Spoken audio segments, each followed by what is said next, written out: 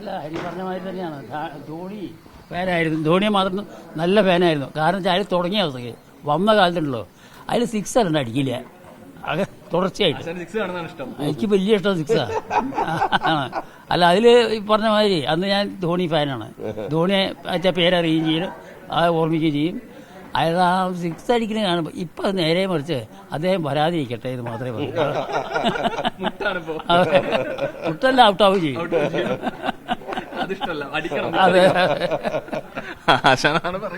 അതെ, അല്ല, അത് ഇഷ്ടം കൊണ്ട് പറയണതാണ് ഇതൊക്കെ. ഇപ്പൊ ധോണി ഫാൻസ് ഒക്കെ ഇഷ്ടം കൊണ്ടാണ് പറയണത്. അല്ലാണ്ട് അദ്ദേഹത്തിനോടുള്ള വെറുപ്പല്ല. ഇപ്പോ ക്രിക്കറ്റിന്റെ ഒരു സമയമാണ്. IPL വലിയ രീതിയിൽ തന്നെ നടക്കുകയാണ്. നമുക്കിപ്പം കുറച്ച് അതിഥികൾ കൂടി ഉണ്ട് എന്നുള്ളതാണ്. എന്തായാലും കലാമണ്ഡലം ഗോപിയാശാനും അതുപോലെ തന്നെ BK ഹരിനാരായണനും മുൻ കോച്ചായിട്ടുള്ള ബാലകൃഷ്ണൻ അവരും ചേരുന്നുണ്ട്. ആശാനെ, ക്രിക്കറ്റ് ആശാന് ഭയങ്കര ഇഷ്ടമാണെന്ന് അറിയാം. ഇപ്പോൾ IPL ഒരു സമയമാണല്ലോ. ഇങ്ങനെ IPL കാണാറുണ്ട് എല്ലാ ദിവസവും? എല്ലാ ദിവസവും ഉണ്ട്. അതായത് ഞാനിവിടെ ഇപ്പോൾ എന്താണെന്ന് വെച്ചിട്ടുണ്ടെങ്കിൽ എവിടേക്കും പോകാറില്ല. യാത്ര ചെയ്യാൻ ബുദ്ധിമുട്ടായത് കാരണം എവിടേക്കും പോകാറില്ല. അപ്പോൾ വീട്ടിൽ തന്നെ ഉണ്ട്. ആ വീട്ടിൽ TV വെച്ചിട്ട് 7 മണി ആയാൽ പിന്നെ അത് കാണൽ തന്നെയാണ്. അല്ല, 7 മണി 7:30 തുടങ്ങിയാൽ അത് കാണൽ തന്നെയാണ് ജോലി. വലിയ ഇഷ്ടമായിട്ട് തന്നെയാണ്, ഭയങ്കര ഇഷ്ടമാണ്. ഇഷ്ടപ്പെട്ട ടീമുണ്ടോ, അങ്ങനെ എന്തെങ്കിലും? അല്ല, ടീം അറിയില്ല. അതെ, ടീം അറിയില്ല. എന്നിട്ട് തന്നെ ഞാൻ ഏതാ ടീം ഇന്ന് കളിക്കണമെന്നുള്ള പേപ്പറിൽ നോക്കിയിട്ട് മനസ്സിലാക്കുകയാണ്.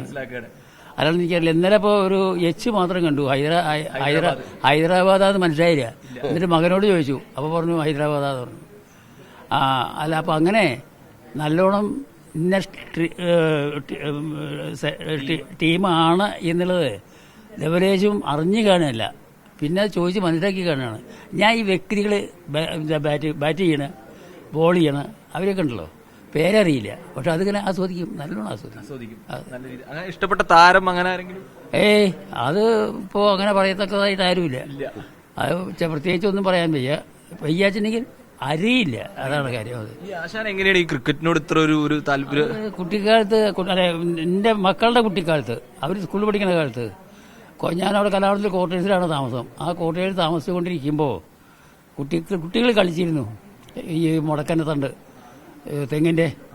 അതെ, അതുകൊണ്ട് കളിച്ചിരുന്നു. അപ്പോൾ ഞാനിത് കണ്ടുകൊണ്ടിരിക്കുകയാണ്. അപ്പോൾ ഒരു ദിവസം എന്നെ അവർ വിളിച്ചു, എന്നിട്ട് എന്നെ മാതിരിയാണ് എന്നൊക്കെ പറഞ്ഞിട്ട് കളിക്കാൻ വിളിച്ചപ്പോൾ അങ്ങനെ തുടങ്ങി. പിന്നെ അത് അവരെന്നെ നമ്മുടെ TV കളിക്കുമ്പോൾ, അന്ന് തണ്ടൂർക്കറുടെ കാലമാണ്, ആ കാലഘട്ടമാണ്. എല്ലാവരും ഉണ്ട്, വലിയ കേമന്മാരും മുഴുവൻ. അവർ പറഞ്ഞു തരും, ഞാൻ കാണും. അങ്ങനെ കണ്ട് ചില കുട്ടികളാണ് അതിൻ്റെ പരിശീലകൻ.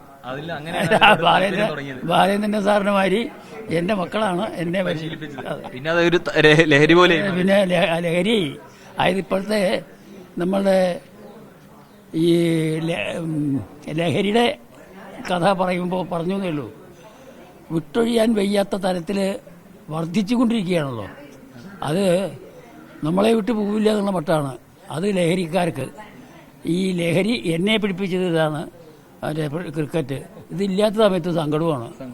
അതവർക്കും അതെ, ലഹരി കഴിക്കുന്ന ആൾക്കാർക്കും അതെ. കഥകളിയെ പറ്റിയല്ല, ലഹരി കഴിക്കണ്ടല്ലോ ആൾക്കാര്. അവർക്കത് കിട്ടിയില്ല വെച്ചാൽ സങ്കടമാണ്. എനിക്ക് കഥകളുടെ കാര്യം പോട്ടെ, കഥകളി പിന്നെ കൈകാര്യം ചെയ്യണതാണല്ലോ. ഇപ്പൊ ക്രിക്കറ്റ് കളി ഇല്ല വെച്ചാൽ സങ്കടമായി. അതുപോലെ തന്നെയാണ് ഹരിത നല്ല ഒരു കളിക്കാരനാണ് ഹരിയേട്ടനും. അപ്പൊ എങ്ങനെയാണ്, കവി കൂടിയാണ്. അപ്പൊ കളിയുടെ കാര്യം വരുമ്പോ ക്രിക്കറ്റിനോട് നല്ല താല്പര്യമുണ്ട്. അപ്പോ ഹരിയേട്ടന് ഏത് ടീമിനോട് IPL ഇഷ്ടം, അങ്ങനെ എന്തെങ്കിലും ഉണ്ടോ? ഈ IPL അങ്ങനെ ഇല്ല.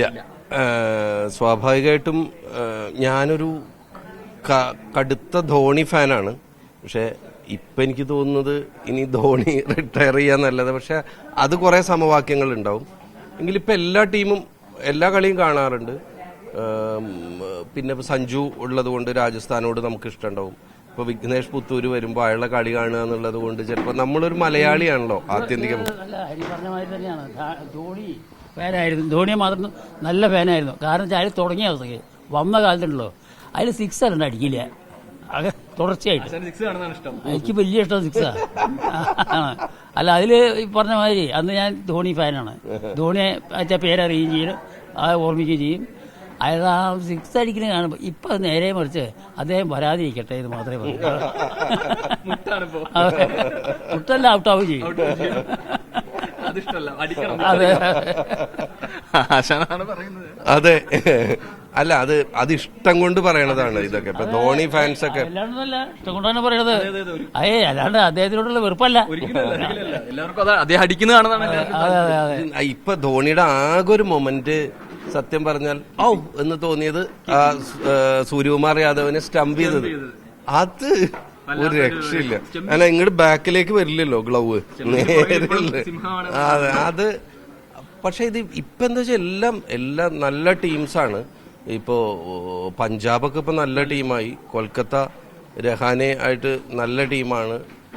ഈ ആശാൻ പറഞ്ഞ പോലെ ഹൈദരാബാദ് നല്ല ടീം, പക്ഷെ അവര് കണ്ടിന്യൂസ് തോൽക്കാണ്. പക്ഷെ അത് എനിക്ക് തോന്നുന്ന ഒരു കാര്യം, ഇപ്പൊ ബാലേന്ദ്ര സാറിന് കൂടുതൽ പറയാൻ പറ്റും. ഇവര് 3 വർഷം കഴിഞ്ഞിട്ട് വന്നൊരു ടീമാണ്, ഇപ്പോ വീണ്ടും പുതിയ ടീം വന്നു. അപ്പൊ ഇവർക്ക് സെറ്റ് ആവാൻ ഒരു 4-5 കളിയൊക്കെ എടുക്കും. നമ്മൾ പക്ഷെ ഒരു നല്ലൊരു കാര്യം എന്ന് പറഞ്ഞാൽ ഒരു മലയാളിക്ക് നല്ലൊരു അവസരം കിട്ടിയത് കേരളത്തിലെ ടീമുകളിൽ കളിച്ചില്ലെങ്കിൽ പോലും മുംബൈ വന്ന് ഇവിടെ ഒന്ന് പിക്ക് ചെയ്തെടുത്തുകൊണ്ട് നല്ലൊരു കാര്യം. തീർച്ചയായിട്ടും അയാൾക്ക് 3 മാച്ച് കിട്ടി, നന്നായിട്ട് പെർഫോം ചെയ്യാൻ പറ്റി. അത് ഇനിയും പറ്റട്ടെ, അതാണ്. നമ്മൾ ആ പെരുന്തൽമണ്ണ കുട്ടിക്ക് ചാൻസ് നോർത്ത് ഇന്ത്യയിൽ ചാൻസ് കൊടുത്തു. ആ സന്മനസ് കാണിച്ച മാതിരി തന്നെ മലയാളികൾ ഇവിടെ ധാരാളം ക്രിക്കറ്റ് കളി പഠിച്ചിട്ട് പരിശീലിച്ച് കഴിഞ്ഞുള്ള ആൾക്കാരും ഉണ്ട്. അവർക്ക് പ്രോത്സാഹനം കൊടുക്കാൻ നോർത്ത് ഇന്ത്യൻ ക്രിക്കറ്റ് കളിക്കാർ അല്ലെങ്കിൽ ക്രിക്കറ്റിന്റെ അതോറിറ്റികൾ ഒന്ന് സഹായിക്കണം. അതായത് ഒരു വിമുഖത കാണിച്ചുകൊണ്ട് അവരെ പുറത്തേക്കാക്കരുത്. അങ്ങനെ ഒരു അപേക്ഷ ഉണ്ട് അതിൽ. ഈ കേരളത്തിൽ നിന്ന് ഒരു ടീം കൂടി ഉണ്ടെങ്കിൽ കുറച്ചും കൂടി അവസരം കിട്ടുമോ? അല്ല, ആ ടീമിനെ അവിടെ പ്രോത്സാഹിപ്പിച്ച് കൊണ്ടുവരുന്നില്ല. ഇതിപ്പോ കുറച്ച് ദോഷം നമ്മുടെ സഞ്ജുവിനുണ്ട്. ആ മലയാളി എന്നുള്ള നിലയ്ക്ക് കുറച്ച് അത് നമ്മളെ മലയാളികൾക്ക് അല്ലെങ്കിൽ കേരളീയർക്ക് ഒരു ദോഷമാണ്. അത് ഒന്ന് നോർത്ത് ഇന്ത്യൻ ക്രിക്കറ്റ് താരങ്ങളും അതിന്റെ സംഘാടകരും അത് നമ്മളൊക്കെ ഒന്നാണ്, അതായത് രണ്ടായിട്ട് കാണരുത് എന്നൊരു വിചാരത്തോടു കൂടി പെരുമാറണം. അതിന് പ്രോത്സാഹനം കൊടുക്കണം എന്നൊരു അപേക്ഷ എനിക്കില്ല. പോലെ കൂടുതൽ താരങ്ങൾ അതെ ഉണ്ടാവണം. അതന്നെ കുറച്ചും കൂടി സാറിന് കുറച്ചും കൂടി കൃത്യമായിട്ട് പറയാൻ കഴിയുന്നുള്ളതാണ് ആ കാര്യങ്ങളിലൊക്കെ. നമ്മൾക്കൊരു ടീമും കൂടി ഉണ്ടായിരുന്നെങ്കിൽ കുറച്ചും കൂടി അവസരം ലഭിക്കുമായിരുന്നു. കുറച്ച് കൂടുതൽ താരങ്ങൾക്ക്, നല്ല കഴിവുള്ള ഒരുപാട് താരങ്ങൾ, ഇപ്പോൾ വിഘ്നേഷൊക്കെ കേരള ടീമിൽ പോലും കളിച്ചിട്ടില്ല. പക്ഷേ മുംബൈ ഇവിടെ വന്ന് പിക്ക് ചെയ്ത് കൊണ്ടുപോയതാണ്. അതൊരു നല്ലൊരു നീക്കമായിരുന്നു. അതെ, തീർച്ചയായിട്ടും അതെ.